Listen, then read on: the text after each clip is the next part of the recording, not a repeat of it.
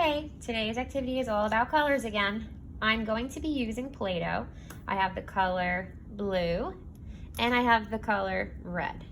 If you do not have Play-Doh at home, don't worry.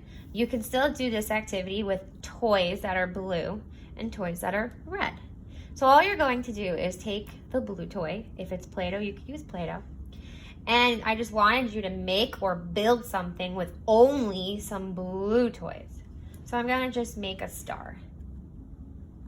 You could do it whatever you want though. You don't have to make a star if you have Play-Doh. And if you don't have Play-Doh, again, you're just playing only with blue toys. Okay, now I'm gonna put my blue back because I don't need blue anymore. I already played with my blue. Now I'm going to take my red. And again, if you have Play-Doh, you could use it, or a red toy. Only play with some red toys and build something or make something with your red toys.